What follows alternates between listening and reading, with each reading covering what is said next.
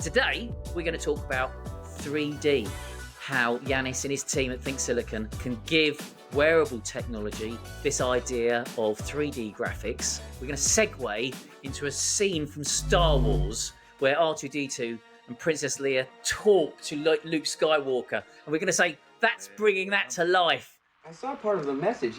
I seem to have found it.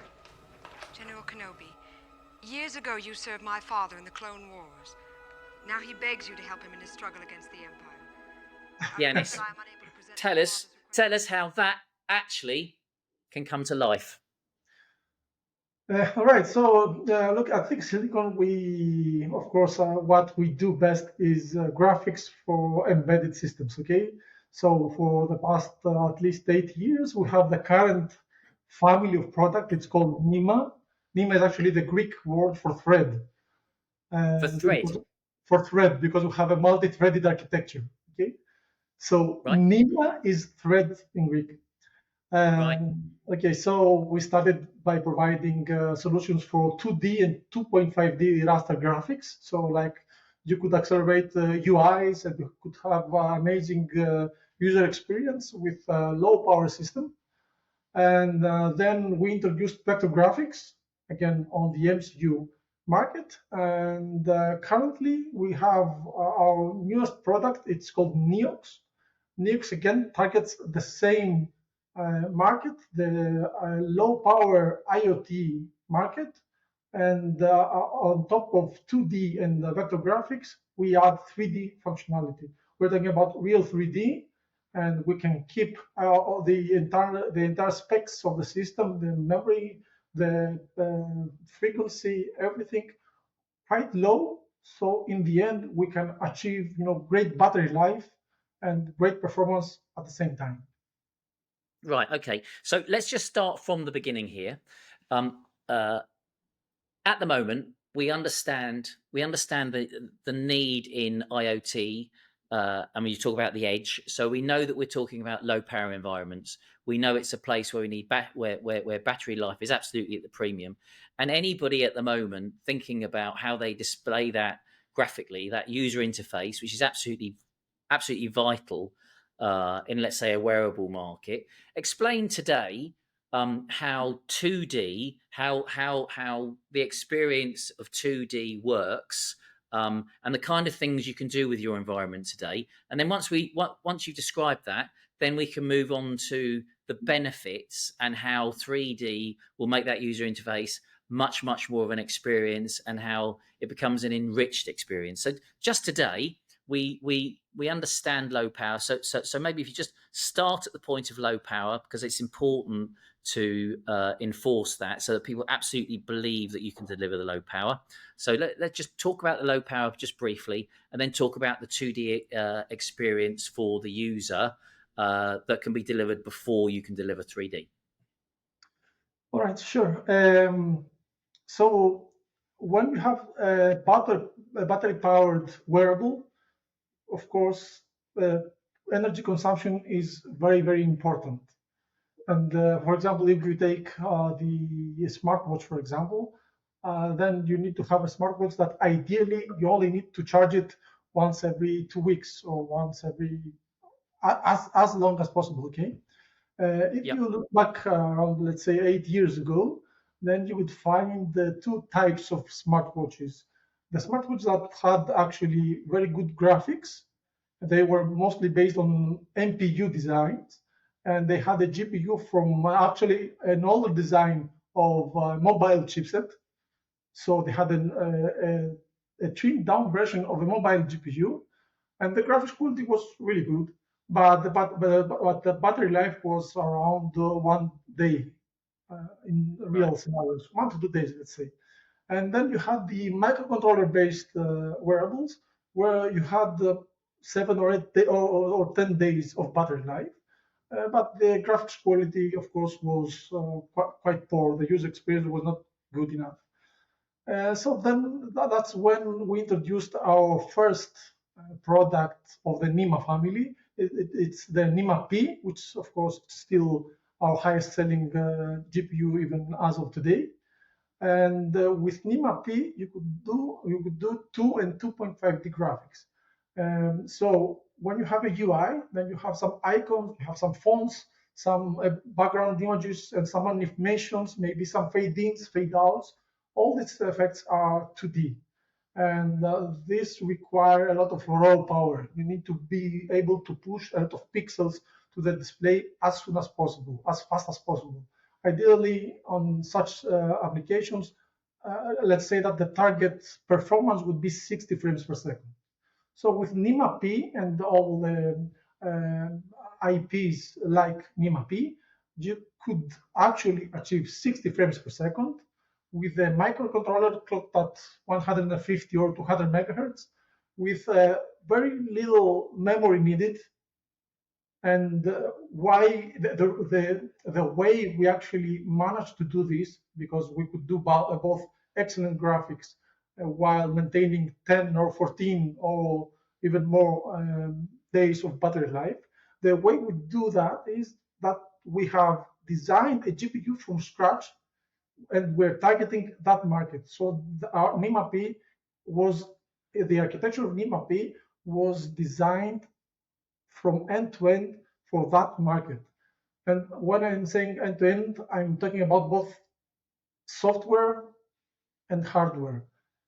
So the hardware has been very, very much optimized to fit that market. The graphics APIs, which currently we use our own APIs because there are no standard APIs that would fit that market. So the APIs and the hardware are, end-to-end fine-tuned in order to save energy. And how we do that? I would like first to say that one of the major restrictions of those kind of devices is memory, both in Right. terms both in terms of size and also throughput, like the bandwidth of the memory. So we need to make sure that everything aligns perfectly so that we use as less memory as needed. And so I'm talking both about the graphics assets, like the images that you're using in a UI application. So we have, for example, our own proprietary compression algorithms, which we use at runtime. That way, we minimize the graphics assets, and also we do a lot of optimization that have to do, for example, with the memory access patterns, for example, so that we reduce the traffic via the memory system. And in the end, we end up with a system that doesn't have to have a multi-core MPU clocked at 100 gigahertz and 256 megabytes of RAM. We don't need that. Our typical system has around 150 to 200 megahertz with 1 to 2 megabytes of on-chip SRAM and a few megabytes of off-chip memory. So if you combine everything, so it's the GPU, which the hardware is very much optimized. You have the software that is extremely optimized. You have the requirements of the system, which are now very much reduced. So you end up with a system that is really capable, but still is very efficient to drive those kind of graphics. And Right. this is only for 2D, right? The next step for us was to move to vector graphics. And vector graphics are very important because, for example, most of the wearables today have round screens. Usually that implies that even the geometries inside those screens are round. And also you need to have fonts, which preferably you would need to be able to resize them. With vector graphics, all the geometries are described in a mathematical way. So, for example, if you have a PDF document, if you zoom into the PDF document, into the fonts will always be crisp because the fonts are not raster images where if you zoom in, then you will have a blurred result. You have vector graphics where you don't care if you zoom or not. So vector graphics are really important for round objects, vector fonts, and vector maps. And of course, maps are really, really important. So if you have a map application, you have in vector graphics the geometry that you want to render, and if you zoom in to the map to have greater detail, the quality will still be great. And of course, the performance has to be what the user typically expects, the same user experience like the user is used to when using his mobile phone. Okay, so we have high standards, but we have Yep. low text, and we try to balance everything. And this Yep. is where we were until, let's say, one year ago. Okay, so let's just pause you a moment. Let's just pause you a moment because you've gone through a very detailed description, which I wasn't expecting. I wasn't expecting you to do. So let's just hone ourselves down on the answer to that question, so we can simply, because you've given an incredibly intelligent answer to what was a simple question, and you've articulated it with extreme detail, which is absolutely that's absolutely fine. But let's just remember where we I think the answer to this question is when we move on to 3D graphics, we've got to be able to show, you've got to be able to show a design engineer, you've got to be able to show the person that's going to be doing this development, this isn't a leap of faith. That's what we've actually got to show. And I think that in your very deep description, you've explained how you manage power very efficiently with the relationship between the chip and the memory, and you've done that using, and then you've done that, and then you've moved on from there, and you've described this. Was it vector graphics? Was that the term that you used? Yeah. Yeah. Yes. Now the absolutely key thing there, I think, is we understand how Think Silicon do the management of power, because you're being very clever in honing down the information going backwards and forwards between the chip and the memory. That's where you've been very clever, and you've brought efficiency to that. And then you've gone, okay, the kind of experience you need with a wearable has actually got to be the same experience that you get with something like a phone, but of course we're doing it in a very small circular thing that is about a quarter the size of a phone. In fact, less than that. It's small. So the scale is smaller, and the shape is smaller. So you've got to be able to replicate the experience you'd get, and the user experience that you'd get with a mobile phone, down into something like this.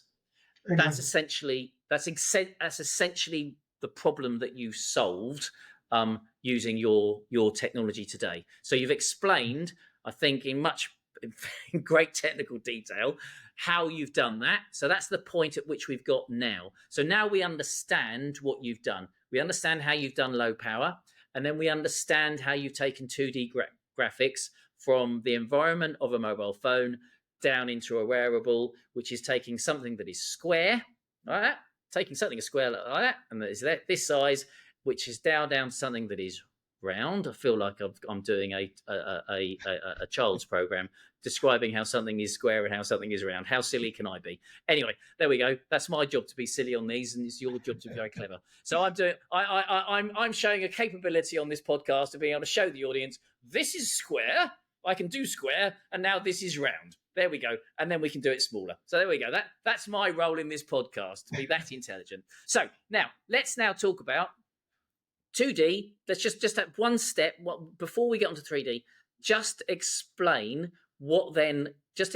briefly what happens when you do why that's so important. Because if you're going to do this leap of faith into 3D, I think I just want a few minutes on how clever it is to take something that's square, we'll go through that again, down into round, and then have the same user experience, because that's what you described, and that's really key for user experience with a wearable like a watch or a medical device or whatever it is. So just explain how just go through in a little bit more detail how you did that, and then we'll automatically jump onto the R2D2 moment where Princess Leia springs out and she's 3D. That's how we'll get from there to there. There we go. I'm shaking my hands around again.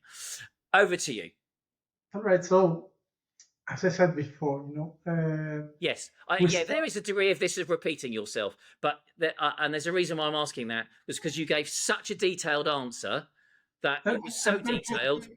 to give a more brief one, if that's Yeah, okay. yeah, it was so detailed that it was like understanding the beginning to the end was they it was difficult to understand how they were linked because it was so it was a great answer, but it was so detailed I couldn't link from the beginning to the end. So just to succinctly extend that vector part, that vector graphic bit, just explain why that's so important.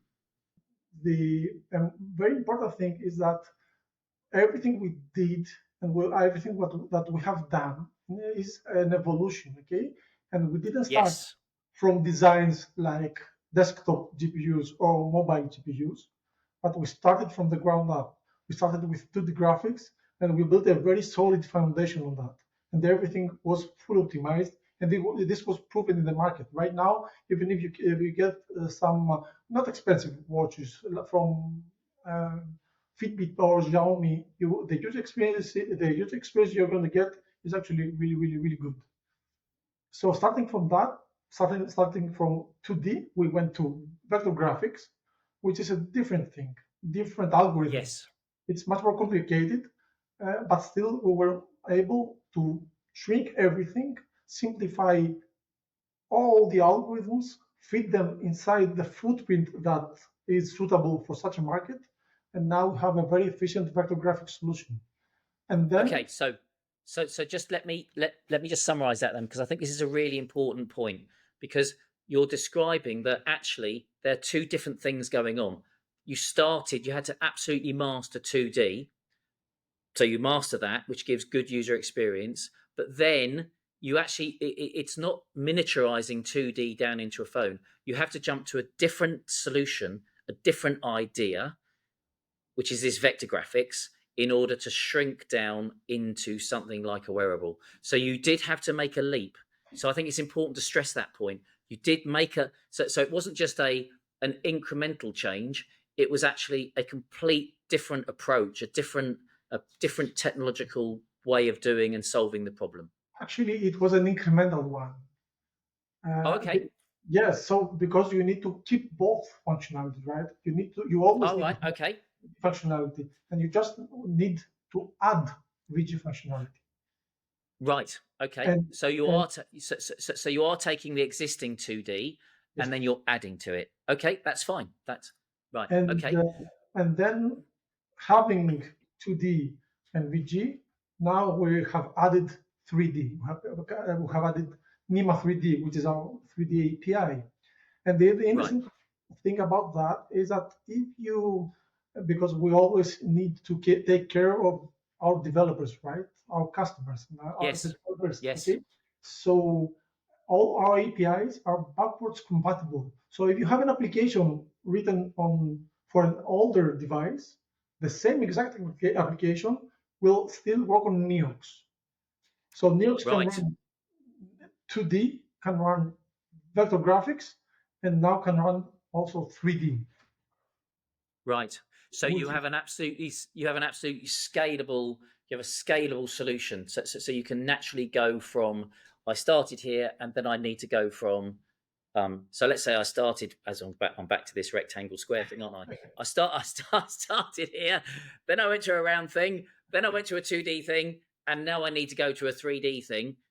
What you're saying is you don't need we're not going to have to go through a whole journey of creating a 3D platform. It's already there. We've already created the platform, and all we're going to do is, because it was incremental, we can just add that to then create a 3D experience for whoever your end user is.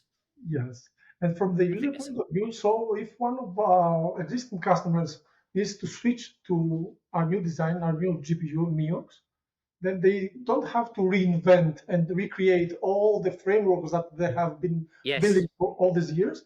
They just need to add the 3D functionality on their existing systems. So Right, right. so the So transition is so actually as simple as possible. yeah. Now, what if they weren't you? If what if they wanted to jump to 3D, but they hadn't used you in the past? What? How does that work? Okay, that's an interesting question. So, depending on what they were using in the past, sometimes they have used some other proprietary APIs, but Yeah, most of the times our customers use a third-party tool. So, have made a lot of partnerships, for example, with LVGL or Embedded Wizard or Chorus or Candera. This or Qt, these are graphic frameworks, and you can build your application on your computer, and then you can run that application on the device. So all those frameworks that I mentioned have acceleration backends to our GPUs.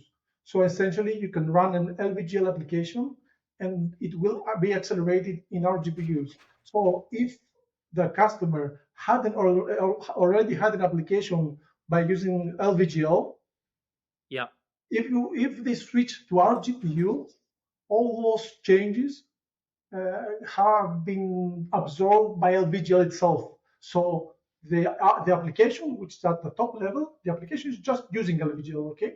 So if yeah. they change the GPU, the application will stays the same. Okay. So so it shouldn't be that big an issue in order to just come to transfer over. It shouldn't. It shouldn't. We It have shouldn't. put a lot of effort for that. Yeah, yeah. Okay, right.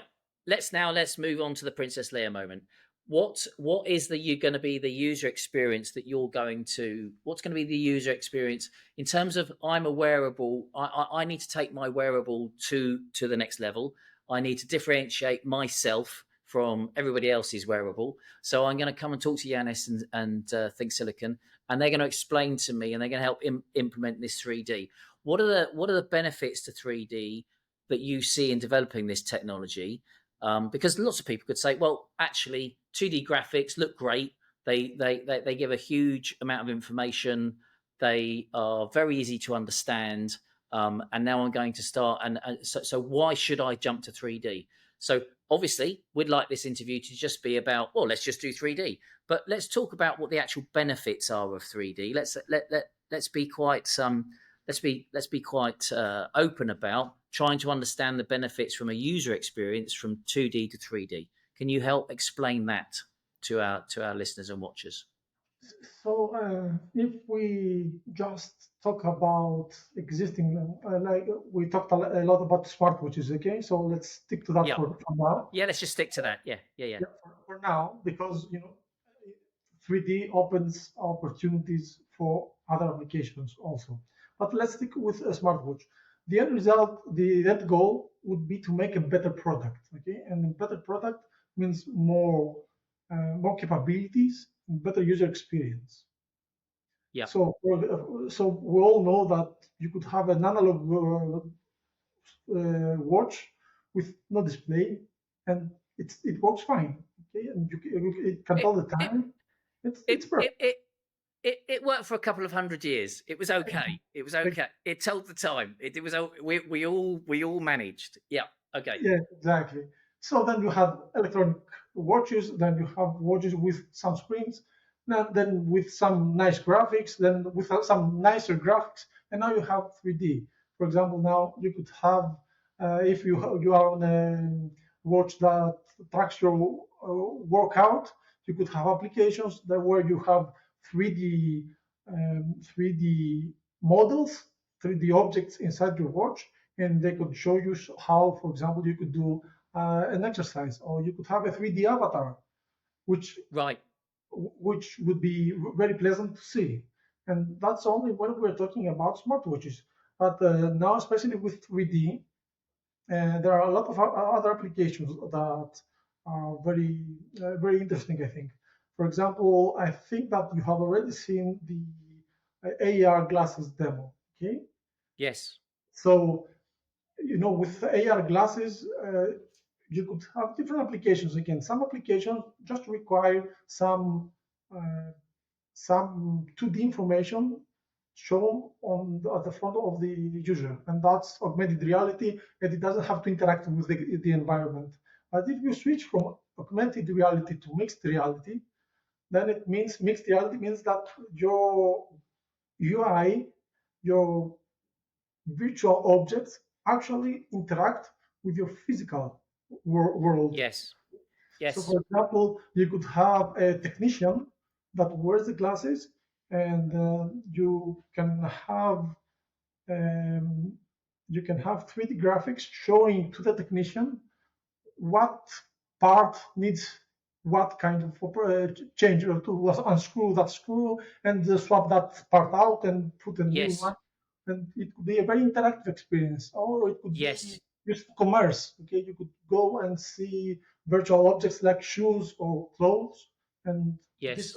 these are all Right. these are can only be really useful if you have 3D. And Yes. So again, I this think yes, sir.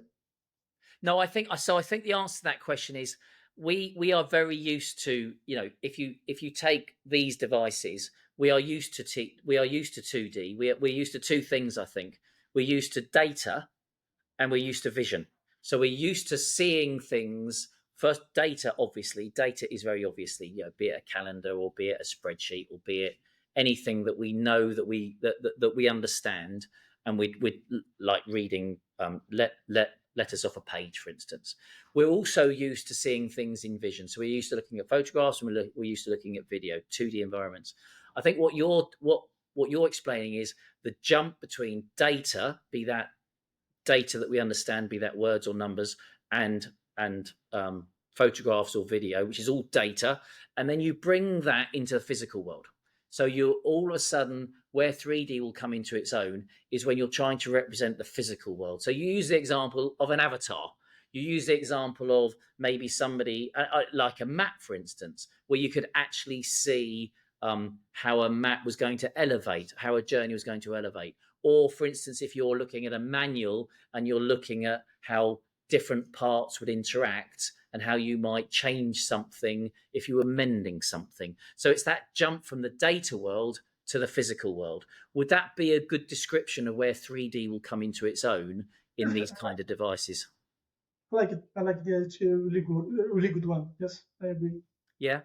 Yeah. So we're actually making a big jump here. So in this discussion, you've technologically explained how you've gone from. So let's just go through the stages so that we summarize this discussion, because I think this is really, really important, because when you're and we talk about this a lot, when you're a design engineer and you're having to make these big decisions, these are big decisions, and going from a low power device, wearable, to 2D, and then saying, right, now I'm going to go to 3D. These are big decisions and they have to work. So I think it's really important to just remember where we've come from. We've come from the very clever management of power, the very clever management of data, with the relationship between and you described at the start of the video. Just remind me the difference between the trade-off, because you described an absolute trade-off, and I decided not to interrupt you because you were in absolute flow, but you were describing which was fine, but you described a trade-off between you're either low power or you're graphically rich. That was the environment that we were in, and what Think Silicon has done is manage that you can have both. Then you've gone to vector graphics, where you've gone from square down to round, and you've given the same experience so that you can have the same experience. And then you've gone, you've described how you've enriched 2D, and then you've gone right. Then in this journey, we've then gone, okay, what if we jump from the data world, be that words or letters or graphics, be that video or be that photos, what would be how would we represent that in the physical world? And that's where we've got with this. So I think that's the reason why that's important is that shows authenticity of technology. You have very carefully and pragmatically followed a journey to deliver 3D. You haven't just gone, let's do 3D. And that's why the whole thing is scalable, because it's a very natural progression. If it wasn't a natural progression, you couldn't offer scalability, because the starting points would be in different places, and they're Yeah. not in different places. They're a natural progression, and that's the power of the Think Silicon story. Is because we started here. and then we went from there, and then we put them together, and then we developed it, and then we did vector graphics, and then we offered 2D, and then we made it really lovely to look at in a small little space that was round, and we still used low power. And then we went, but what if we could jump to representing that in the physical world, which would be 3D? So great story. So today, if I want to go from 2D, because we've established that you don't have to be a Think Silicon customer to do this, but you may well want 3D. So we've established the fact that if you've always been a Think Silicon customer, you can do this straight away because it's been scalable. But you can also do it if you've not been a Think Silicon customer. How today? What's the process by which they cut? What's the environment for them to play? Because I guess that they have to have the 2D now to then reference how they take their environment to 3D. So today, as of end of 2024, what we use in order to give to our potential customers or even existing customers, we have some FPGA boards, which of course are not embedded, but you can run Yep. all our APIs, and it's super easy to set up. And we send those FPGA boards. You hook the FPGA board to an HDMI screen, and you can see all the goodness of Think Silicon or the existing Nema GFX and Nema VG APIs for 2D and VG, and of course the new 3D APIs. So this is currently how the most straightforward way for our customer to evaluate our technology. If that step, let's say, goes well, then we could move to a more embedded system that involves either a simulation or using some existing platform that, because the existing platforms that are currently on the shelves do not use 3D, but they can use Nema GFX and Nema VG. So they can use some existing platforms to evaluate the GFX and the VG flavors of our APIs. For 3D, you have to go with FPGA or simulation. Right. Which sounds actually quite simple. It doesn't sound like I'm embarking on a really, really complicated journey. It sounds like absolutely, yeah.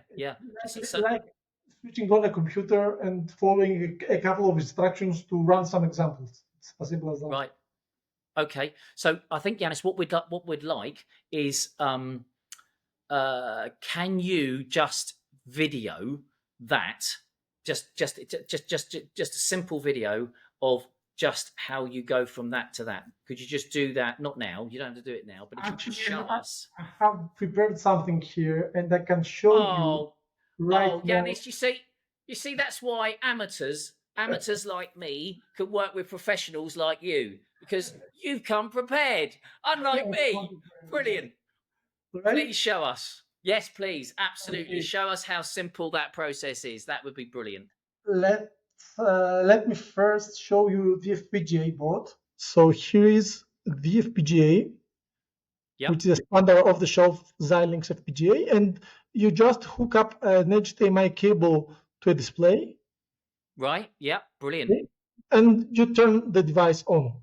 All right. So right now you can see the output of the FPGA. Okay, and now I can quickly walk you through some simple examples.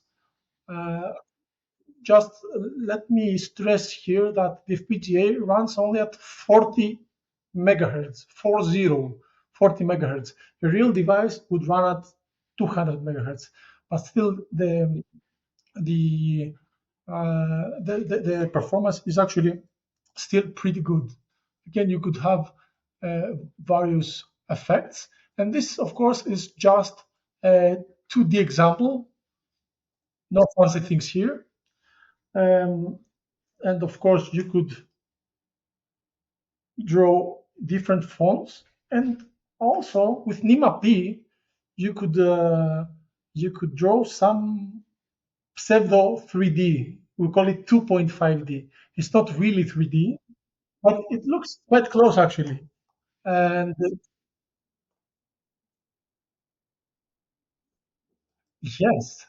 yes, Exactly, yes. And again, this runs only at 40 megahertz. And right Yeah, now we are around 30 to 40 frames per second. So it's extremely quickly. The yeah, rendering is extremely quick. Then if we switch to vector graphics demos, here you can see that the letters zoom in and zoom out while the quality is always perfect. This is what vector graphics do. Vector graphics keep the same great quality regardless of the zoom level. right. So the real differentiator here is this vector graphics methodology that you use to create. Yes, this is our Right. second product in the lineup. It's called Nema PVG. Right. Pico, P for Pico, VG for vector graphics.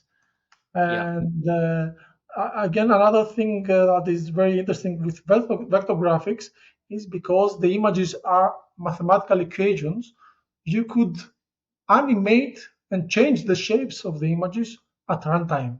In this flower watch you're seeing right now, these animations of the flower internally is calculated at runtime. This is for vector graphics. And then if we move to the start of the show, 3D, this is Neox at 40 megahertz, running at a typical smartwatch resolution at Right. 40 megahertz, and we can achieve north of 11 frames per second. Okay, Yeah. and we have, of course, animations. We can play with the lighting.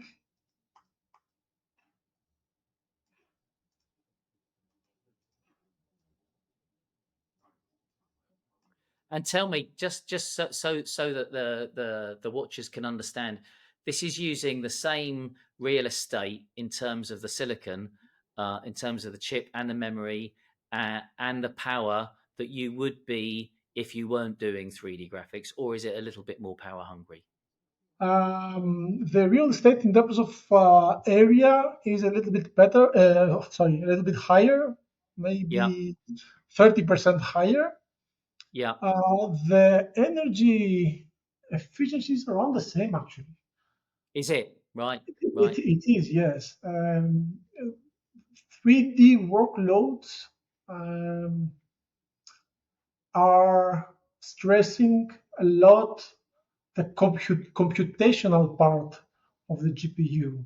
While, for example, 2D graphics stress the memory interfacing of a GPU. Absolutely. Yeah, So yeah. depending on the use case, there are scenarios that 3D might be actually, depending of course on the context we're talking about, sometimes they could also be even better in terms of energy efficiency. Right, right. So you're going to be using a little bit. You're going to be using a little bit more real estate. You're going to be using a little bit more memory. So you have some space constraints, but the trade off there is the this ability to have these 3D graphics that are much more striking, much more texture um, rich, and user experience, which we've not seen before, which is very cool. Very cool. Right. Exactly. Okay. Yeah. Very cool indeed. So, Yanis, we've been through a journey with you today. We started with the whole journey of where Think Silicon started in terms of low power. We started off with the journey of how there was trade-offs between low power and graphics. How then Think Silicon have come together, brought those two things together. You've then brought this incremental, clever design of vector graphics, which then gives you the ability to give a much more enriched experience for the user with these wearables. You've then been able to show us how you can then do a new phrase, 2.5D, 2.5D graphics.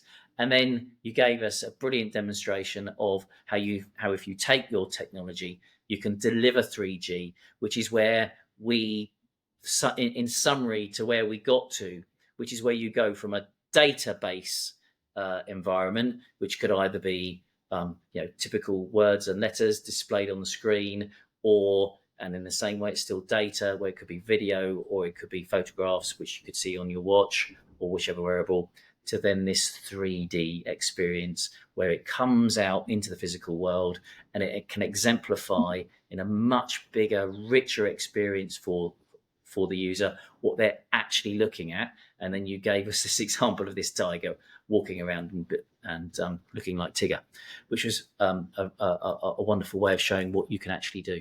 So this has been an absolutely fantastic talk. Thank you. I think you've wonderfully exemplified how what can be done on a wearable now with a trade-off. The only trade-off to me was a little bit of 30% of real estate, but when you look at the size of a wearable and the variety of wearables now, that's really not actually very much. I think the consideration of power is much more important, and you managed to do it in the same power environment that you had if you weren't doing these things. So this has been a great chat. Thank you very much.